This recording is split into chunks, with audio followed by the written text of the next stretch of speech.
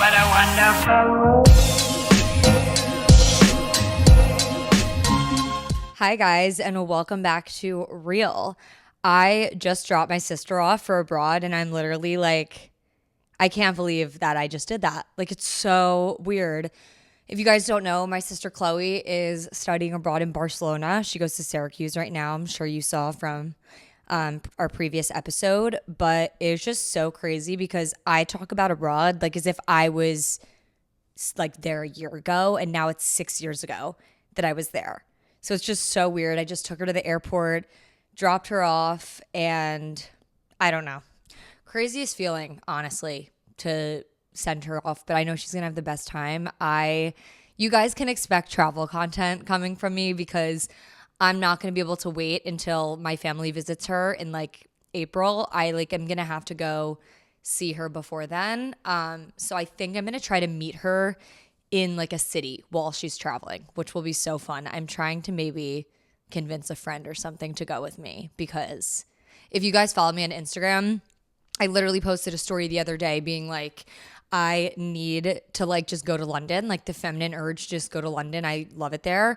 I also think that I like the men there are just so much better. Like, I'm not kidding. I love British men. Something about them is just better. Like, you can be like a mid guy, but if you're British, I like think you're hotter all of a sudden. So that's problematic. But yeah, I'm just like having a weird urge to travel as soon as it turned 2024. I'm like, all of a sudden now I just want to travel all the time. So you will definitely see that in the near future, hopefully, maybe like next month.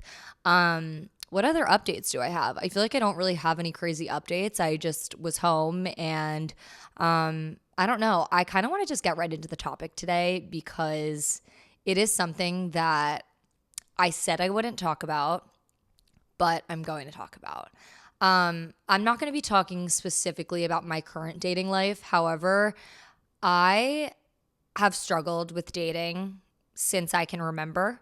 Like, even like before I ever had a boyfriend, I always struggled around guys with being super shy and just like not feeling like it's different if you're my guy friend, but a guy that I like, I get very shy around, or a guy that I see that there might be a potential like love interest there, I get like shy and weird and awkward, which is funny because I'm the most outgoing person ever when it comes to just being around my girls, like whatever.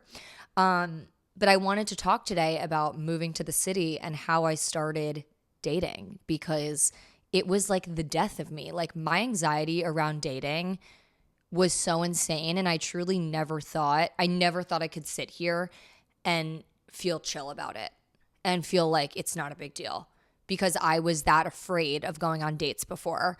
Like, I can't explain to you, like when I moved to the city, it was 2019. Let's set the scene. I was 22.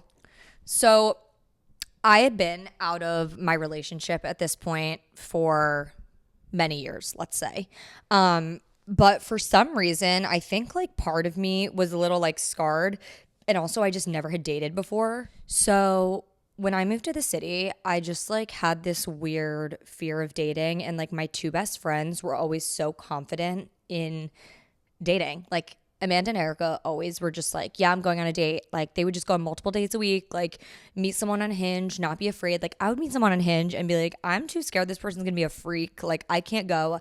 I want to meet someone naturally. I want to meet someone organically, and I don't want to have to go on dates. Like, I just hated the whole idea of it. It like literally gave me hives.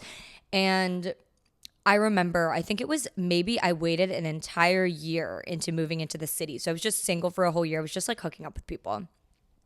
I waited an entire year into moving into the city to be like, okay, I feel like I like have to go on a date at this point.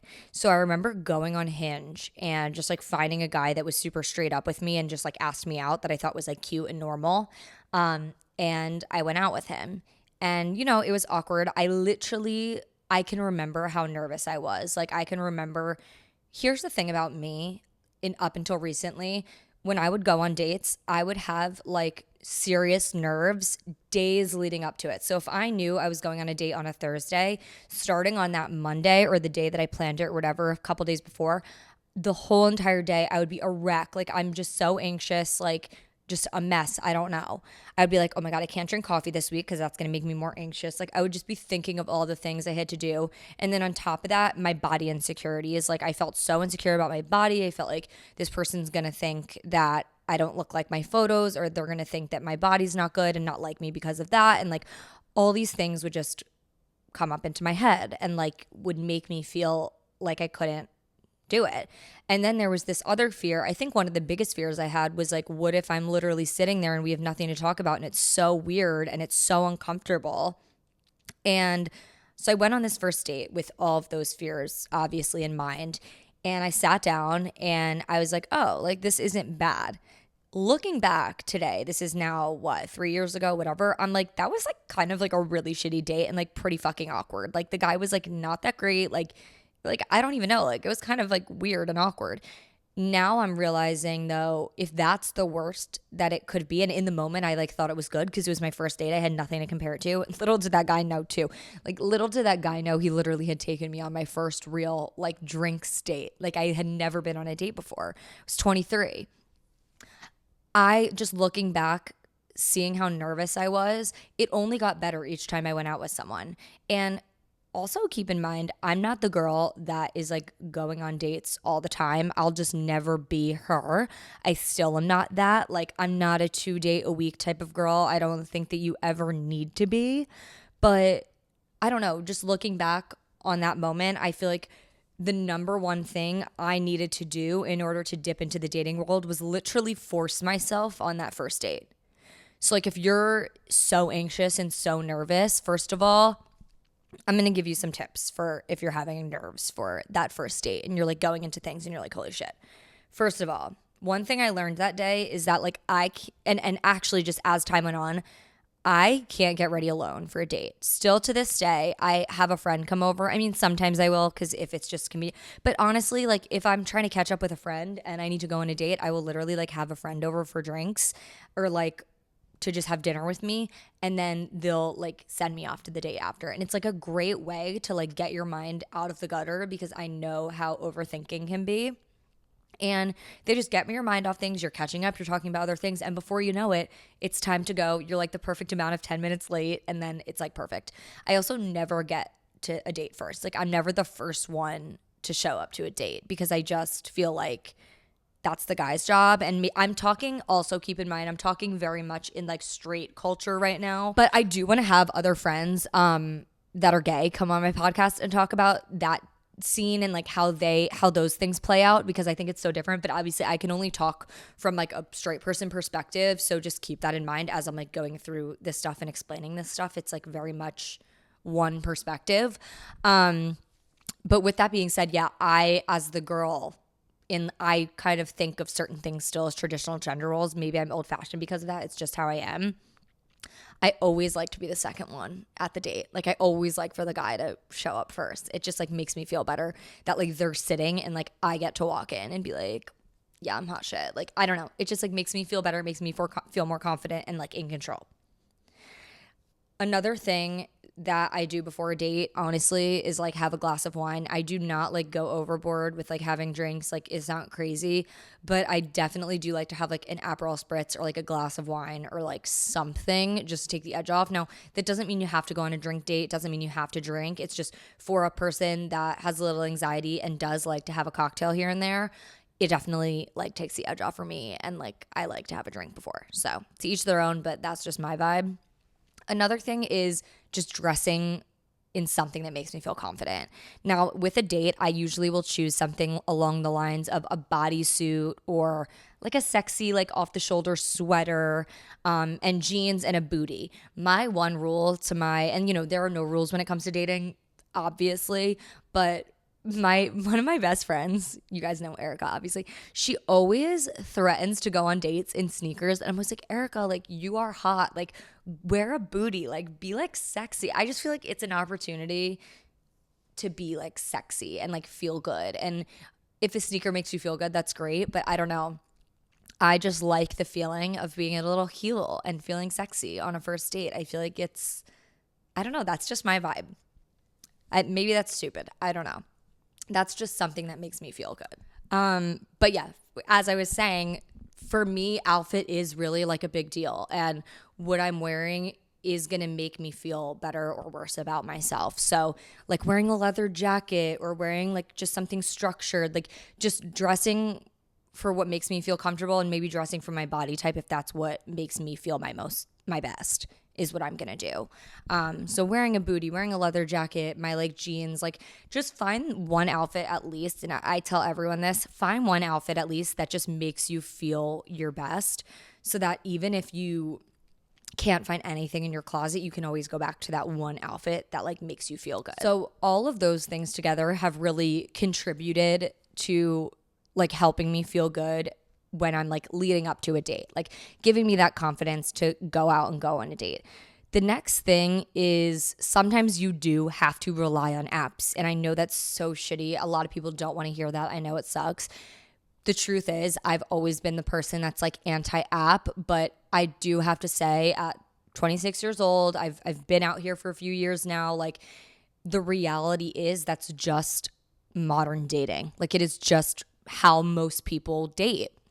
And so I've realized that it's actually not bad at all to get on an app. And honestly, you know what I do most of the time when I'm on apps?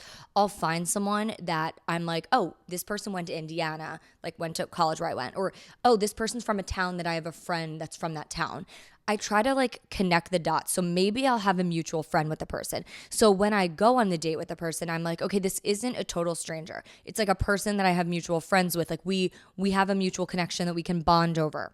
Like something that like if all else fails, we can come back to that and talk about. So that always like gives me a little safety blanket.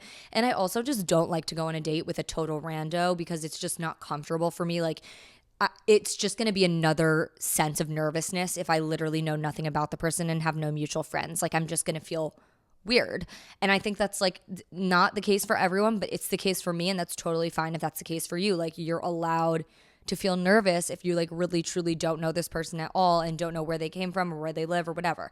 Like I'll at least try to be like, okay, let me find someone that lives like in Manhattan or like works at the same company as my friend works. I don't know.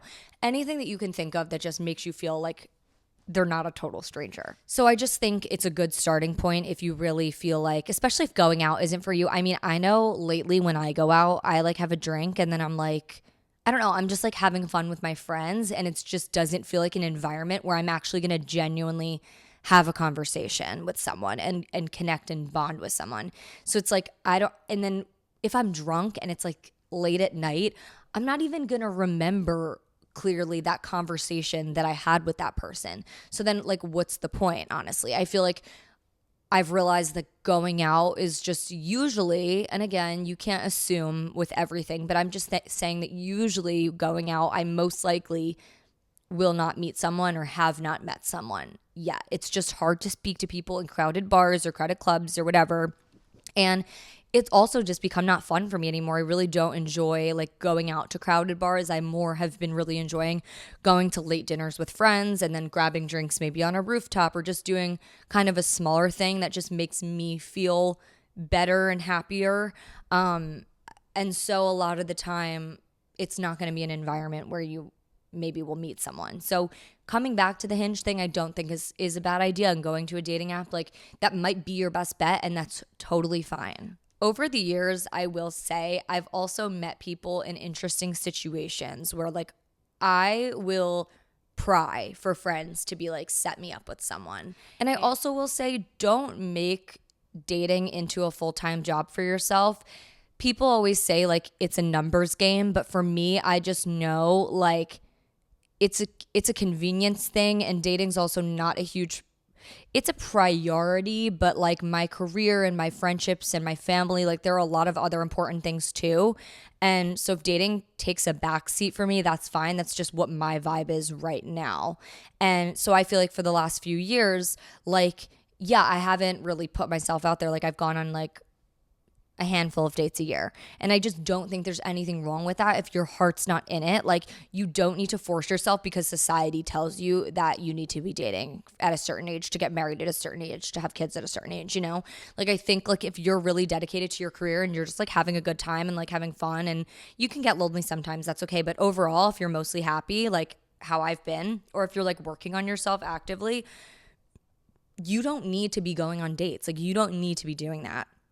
So just go with your gut. Like, honestly, don't force anything. And right now has been a time where my gut has really been telling me that I actually want a date and I'm interested in meeting people and getting to know people and maybe forming a connection. And so that's what I've been doing. But up until recently, that hasn't really been the case. And that's fine. I think, again, like, listen to your gut on it. Like, you will know when it's your time. Now let's talk about when you're on the actual date and some of those rituals or things that I like to do, or just things that make me feel comfortable. And maybe that'll work for you and maybe they won't. You gotta, again, listen to your gut. But when it comes to going on the actual date and like the aftermath of it, I don't feel the need to text the person after the date and be like, thanks again. If I said thank you in person, I mean it, and that's nice. But usually the guy will text me and be like, did you get home all right, and whatever, and they'll be like, I had so much fun with you, and I'll be like,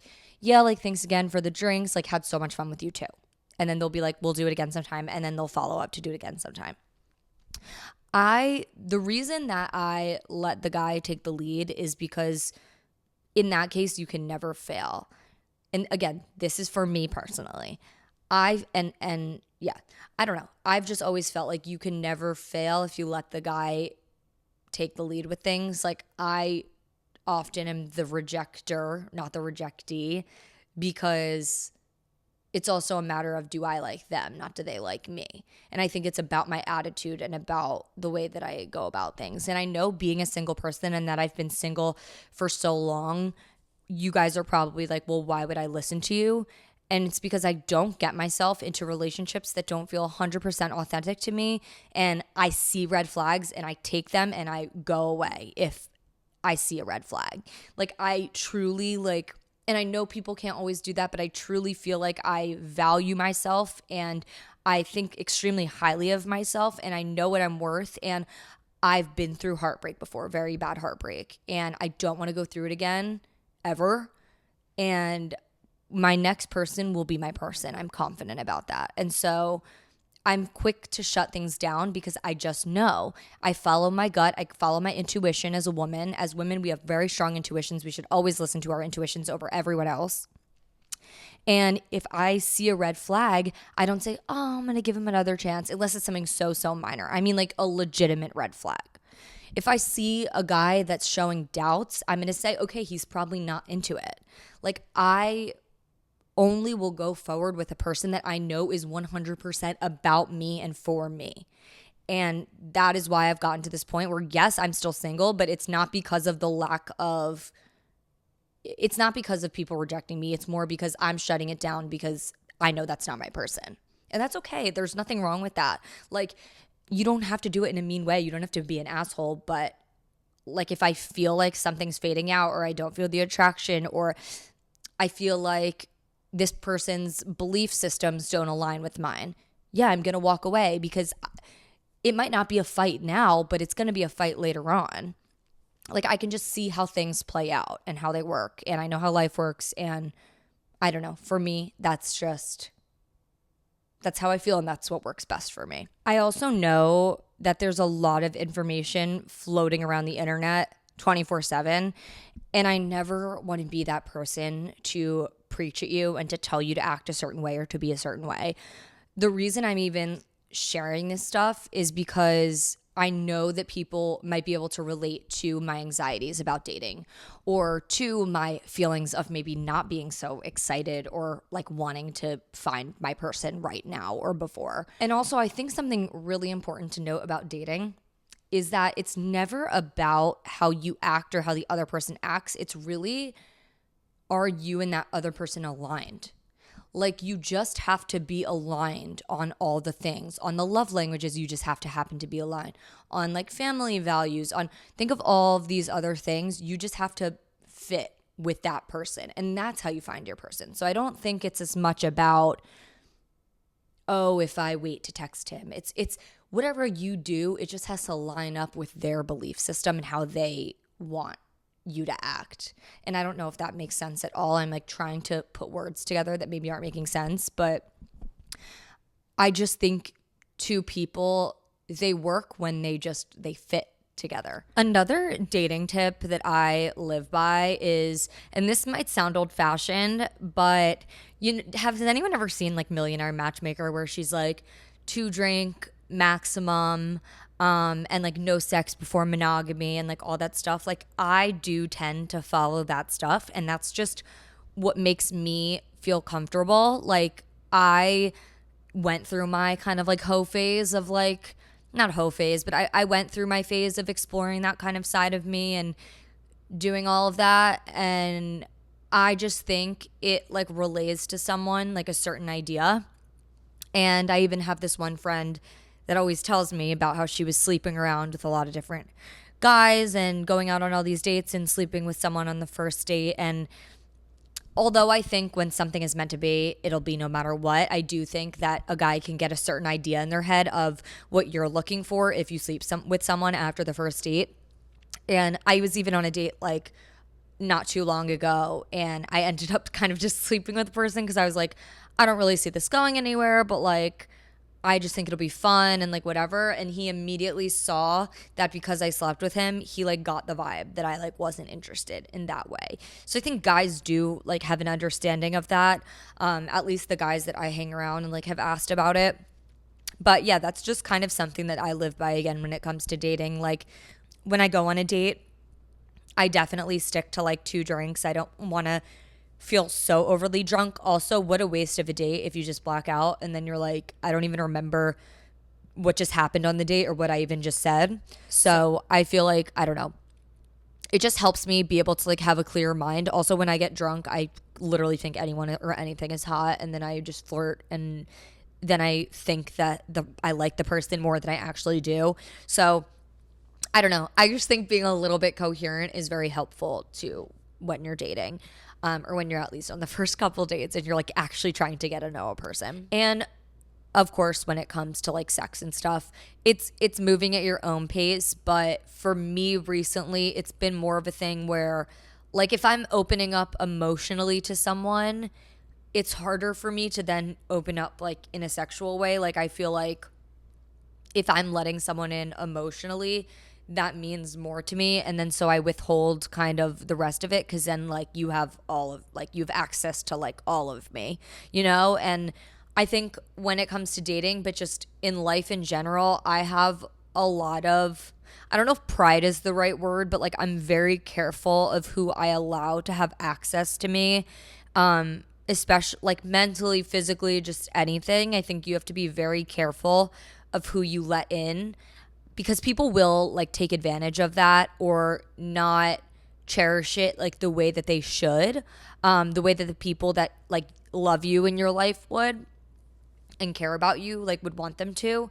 So I just think that's been like a big thing for me, like not giving people access easily and kind of slowly unraveling and slowly revealing myself to people, but letting it be a test of time, not like giving everything emotionally and everything physically away in the first few weeks, the first month, whatever. Like, I don't know, for me, that's just been a way of self-protection, but I think healthy self-protection. Like, I think there's a version of that could be too guarded, where you're like, okay, you're afraid to connect with someone. But I think when it comes to me, it's not at the point where it's like, I'm afraid. It's just at the point where it's like, I proceed with caution. And advice I always give to a lot of my best friends is proceed with caution. When you see something good coming along, especially, and when things are going well, I always say, like, you can absolutely like be excited and happy and eager and whatever for the future, but proceed with caution, because you never know someone's intention. And another thing, especially in the beginning, is someone is always going to put their best foot forward to you.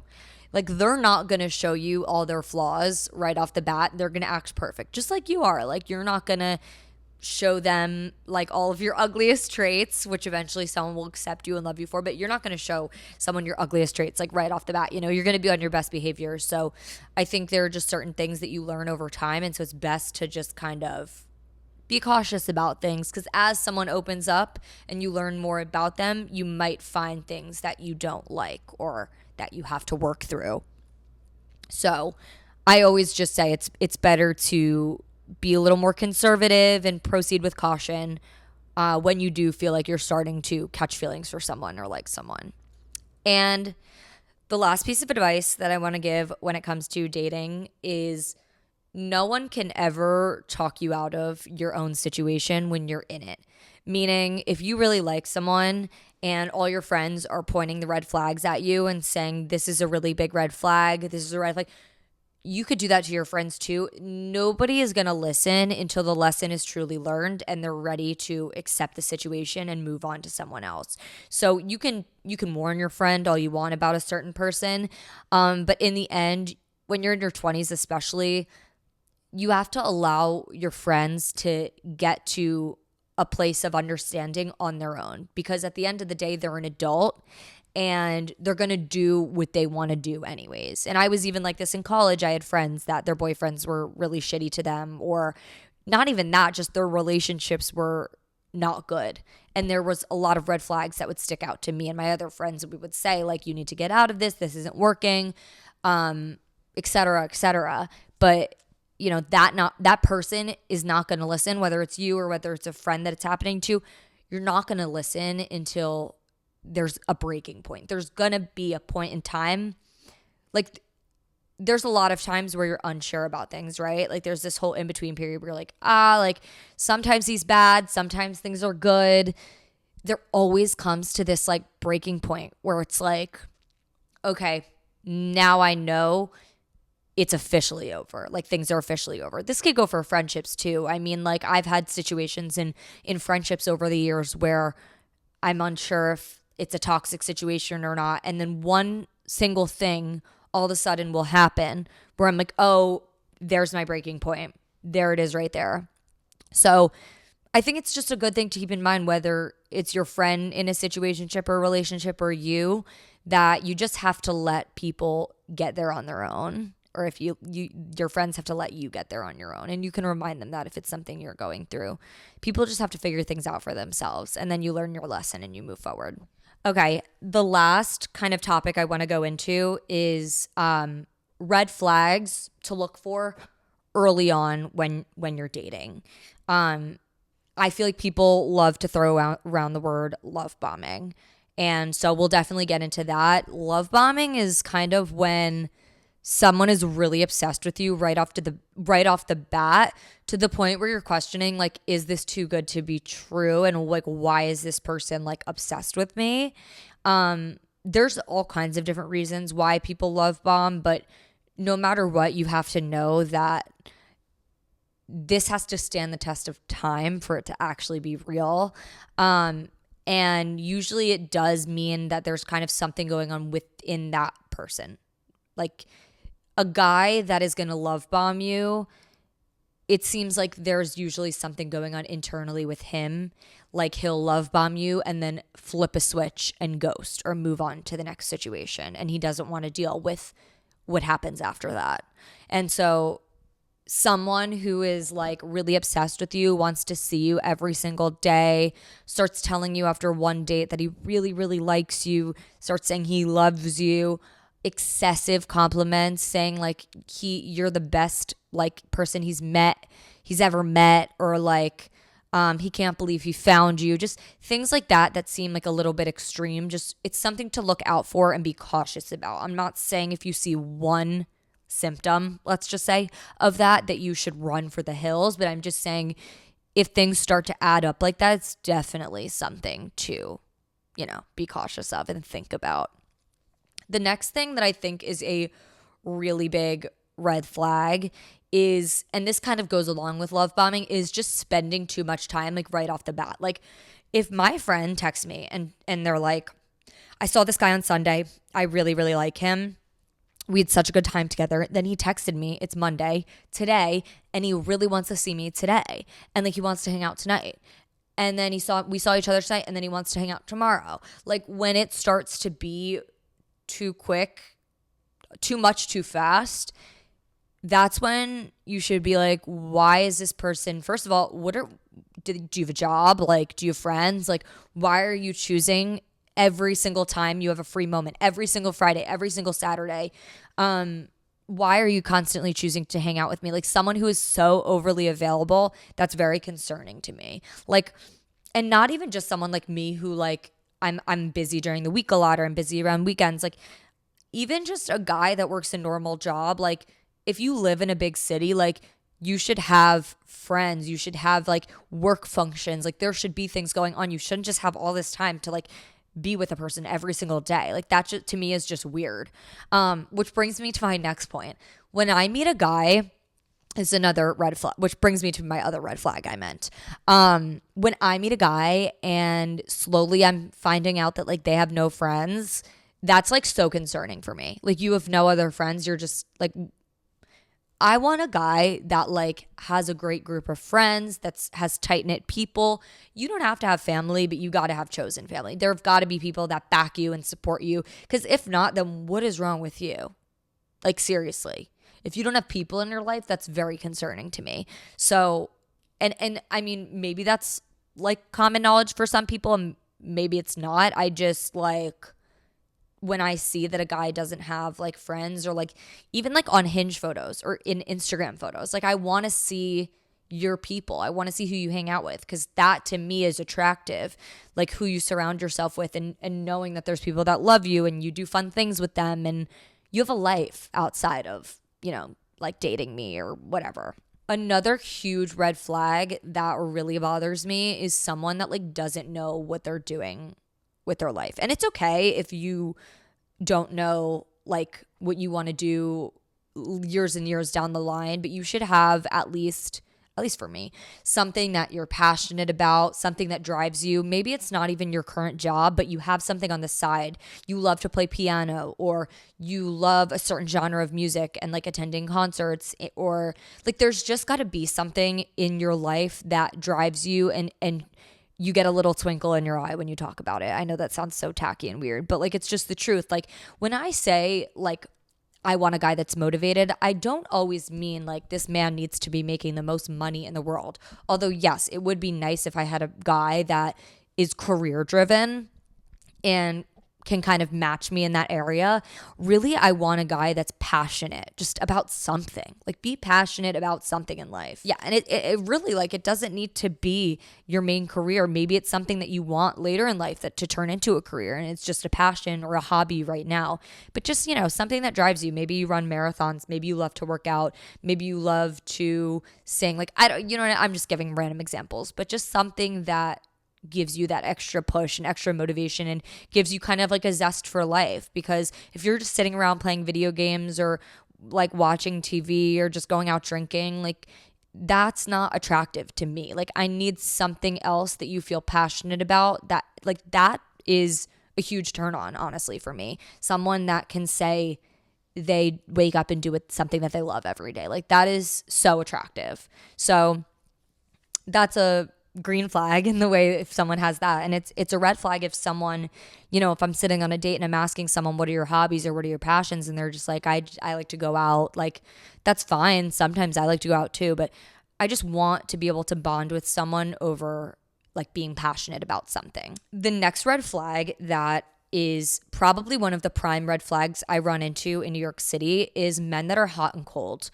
Men that don't know what they want, text you one day and act like they're super interested and then ghost you for 2 weeks. I feel like so many people have gone through this. I went through this in college a lot, especially too. If a guy is acting hot and cold to you, immediately for me, the answer is just no, they're not interested. Like consistent men are the ones that you should keep around. If I see inconsistencies, like a guy shows up and then disappears and then comes back a little while later, that's just giving they don't know what they want. They're going to hit you up when it's convenient for them and when they just feel like it. And you're not someone's convenience. Like you want someone to actually put time aside in their schedule because they want to see you so bad. You don't want someone to just text you when, oh, I have a free hour. Oh, well, I guess I'll text what's her face. You know, like you want someone to really have a full schedule and still choose you. So yeah, hot and cold men definitely give me an ick and give me a big red flag in my book. One more huge thing that I spoke about before that I think is super underrated is just the overall feeling you get with a person. And I don't mean like a drunk feeling or like a I had so much fun feeling. I mean, like, get in touch with your gut. Like, really try to learn about how your brain works and how you feel and connect the two. And when you go out on a date and you're talking to someone, how is that person making you feel? Immediately, you'll be able to tell. Usually, I can tell within the first 20 minutes if I'm going to be with that person or like long-term see that person. I can usually tell. There was one, even then, I'm trying to think of any situation and I'm like, I knew every single time, even if I had gone on multiple dates and pushed myself. And it's okay too to push yourself past, like, to not be quite feeling it, but to still be like, okay, I'm going to give them another chance. I'm going to go on another date. But usually I can tell off the bat a gut feeling of if it's going to like go somewhere or not. And I do have friends and family friends that have ended up with a significant other that they were like, oh, I wasn't attracted to him at first. Or like, I swear we were friends. I didn't see it coming. But there's got to be a gut feeling, like something deep in your gut that is telling you to keep coming back. And that's the underrated part that people aren't talking about. It's like there was something in you, deep inside you, that was like, this person's energy, I just want to keep coming back to it. I don't know that I'm necessarily attracted to them, or I don't know that this is my typical type, or maybe I just feel a friendship vibe, but I want to be around them and I want to continue to be around them. So I just think it's important to keep that in mind. Like, my key to like knowing if I like someone is like, do I want to spend a lot of time with this person? Like, if I want to take breaks or if I want to go home a lot, or like if I'm dating someone and I like find myself being like, okay, like I'm like itching to like get home right now. Like, I feel like a person that you really like, you want to be around them like pretty constantly. And that's a telltale sign. But back to what I was saying, if you feel that gut feeling and the gut feeling is like, I don't know about this person, just listen to that. And again, it's okay to go on second dates. It's okay to go on third dates, but just still at the end of the day, then look back on that first date and be like, what was my gut telling me on that first date? And think about it. And usually you'll be like, oh, my gut was probably telling me I knew this wasn't going to work out. Like, it's very underrated that some more than others, but I feel like us women, we really have these crazy intuitions and we just know ourselves. And yeah, so I just think people in society and people in life are always telling women not to listen to our gut. And if we just said F everyone else and listened to our guts more, I think we would be a lot more successful and do a lot more right things for ourselves. Anyways, this was another kind of shorter episode, but I have a very fun and exciting episode coming up for you guys next week. So I'm really excited. I have some amazing guests coming up. We have like so many guests coming up. So I wanted to do a quick catch up with you guys, and be sure, if you haven't already, to subscribe to me on YouTube. Leave me a 5-star review on Apple Podcasts and Spotify, and follow me on Instagram and on TikTok. Instagram is Real with CW. TikTok is Real with Carly Weinstein. And I love you guys, and I will see you in the next episode. What a wonderful world.